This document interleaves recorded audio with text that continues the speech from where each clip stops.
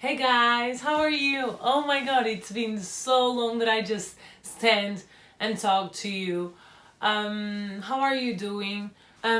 So why did I decide to do this series? I wanted to clarify, I wanted to share my story, to break down a little bit this virus and to just try to calm some people down. Uh, Obviously, this is all according to my experience and my journey with it, and I feel like I was really lucky because I only had very soft symptoms. I know that it's not like this for everyone, and I know different people have different symptoms and different feelings. So again, this is really personal, and everyone has different reactions towards the virus. So this is my journey and my experience with it, and yeah, enjoy. And this is my side of the story. As you probably know by now, I was tested positive for the coronavirus, and it was something that, like, at the time I remember it really shook me. What really happened? So I went in the early March. I went to New York with my parents. We just did a family trip, and it was amazing. Like, New York was not as full. It was not like as chaotic or insane as I was used to know New York. I mean, or from the movies or from everyone saying that New York is full of people and tourists. So which was great, and we thought, like, yeah, this is amazing. We don't need to book restaurants. We just stay here. It's really cool. We are just walking in the streets. There was lovely weather, and so the only time we would hear about coronavirus was when we turned on the TV and at the hotel. Whenever we were at the hotel, everything was about coronavirus. Or people were asking me, like, "Oh, how is everything? How is everything in New York?" And I'm like, "Yeah, this is chill." I mean, the only part in New York that I felt that, okay, this is a pandemic, was in the subway. The subway was really empty. Obviously, the news on the TV, and everyone from Portugal or from the UK were telling me and asking me, how are you? Mostly Portugal, because the UK was... Anyways, we had our little bottles with hand sanitizer or whatever we touch or something, we would just use it. And then I remember when we came back, we flew from New York City to London, which was the best thing ever, and we were so lucky because this was the week when Trump closed the borders. He was only letting flights from and to the UK, leaving the US. So we were really lucky because our flights were to London. Whenever we arrived to London, the airports were really careful, and no one could touch anything, or everyone was like with mask and gloves. We arrived to the UK and everything is kind of okay-ish, like everything is running smoothly, and this is already like mid-March, like 14th of March. And after this, I remember that my parents went back to Portugal, and I decided I will go to Portugal earlier because the situation in Portugal is getting crazy, and I want to go there before the borders close. So I arrived to Portugal on the 17th of March. It was a Tuesday. On the 17th of March, I went to Portugal, and yeah, everything is great. Obviously, I didn't go anywhere. The only thing I was doing was just walking with the dog, and I saw once one of my friends, but we didn't even touch or whatsoever. I knew that I would be immediately in quarantine, even though I would never think that I would have coronavirus, right?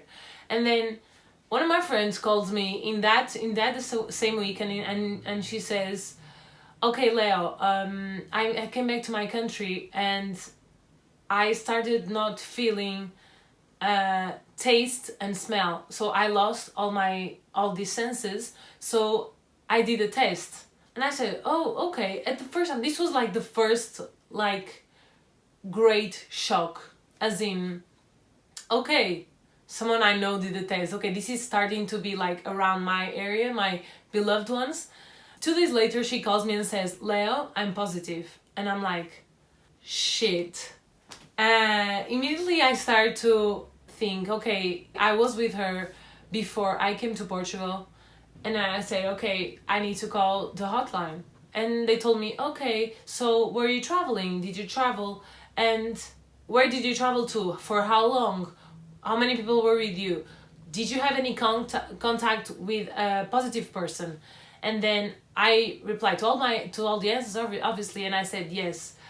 I was in contact with a positive person. And by then, this was already 1 week later that I arrived in Portugal, right? And I had already started to lose my senses. But because I'm very allergic and I just got to Portugal and I was like cleaning my room and stuff, I realized, okay, maybe it's just allergies. I literally could not sense anything. I would eat bread.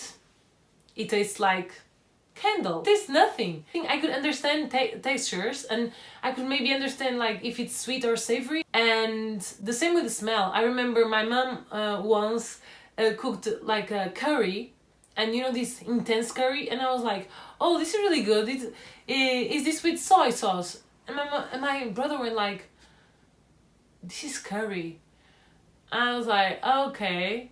I couldn't smell at all. Okay, let's see what the hotline says. And then after losing the smell like 3-4 days, they scheduled the test. I did the test on Sunday, which is, guys, disclaimer, and I'm not responsible, but these are really sensitive images, so if you're really sensitive, just look away or skip it. I didn't record the first test that I did at the hospital, and that's why this next video is regarding the recovery test that I did also at the hospital, but now at the COVID drive, and that's why I'm in the car. But yeah, as I said, these are very awful images, so if you're sensitive, skip it.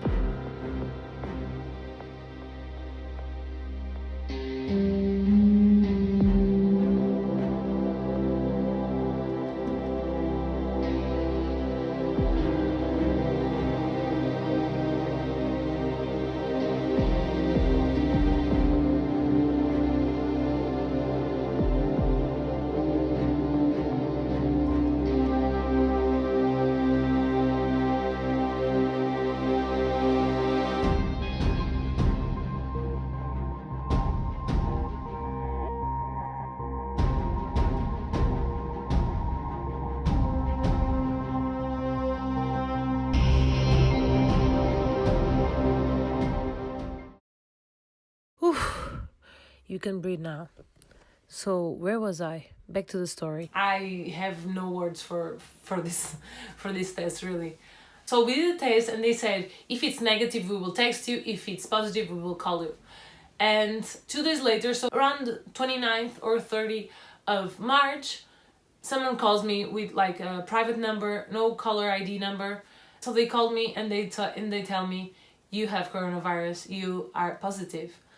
And so I'm like, oh, fuck. What now? Because it meant that I couldn't leave the house at all. What's the procedure, I asked. After this, they just told me, okay, you need to stay at home and in the actual quarantine for 14 days. You cannot leave the house at all. They didn't prescribe me anything. They just told me, if you have fever, take paracetamol and just wait. Drink a lot of liquids. If you feel shortness of breath or you have high fever, just call the hotline. Do not come to the hospital. The thing is, the only symptoms I had were lack of taste and lack of smell. They were the really major symptoms that I had. I had no fever whatsoever. And so during these 14 days, I would receive calls from the hospital, from my health center. So in these 14 days, it was okay. I mean, I had the same symptoms, only there was one day where I felt, I don't know, I think it was I think it was more psychologically, because I had one friend who had shortness of breath, so I was like, I think I just panicked, and I took paracetamol on this day, and I immediately felt better. I felt good. I didn't feel like, obviously I had a little bit of runny nose sometimes, but I also have allergies, so I was feeling not more than just the normal flu, really. After these 14 days, what happens is they call us and say, okay, you are out of quarantine now, you should start to be in the recovering window. And so there will be some nurses going to your house, and they will redo the test. You will need 2 negatives, in like 2 consecutive negatives. So you will do one test. If this is negative, you will do the second one. If it's negative, then you are free. Guys, I will continue this story in the next video. Otherwise it just gets really, really, really big. If you like it, give it a big thumbs up. Subscribe to the YouTube channel, somewhere here, like cereal. And yeah, let me know if you also have, how are you doing? What were your strugglings? What were you actually doing, like, to spend the time? Let me know in the comments, and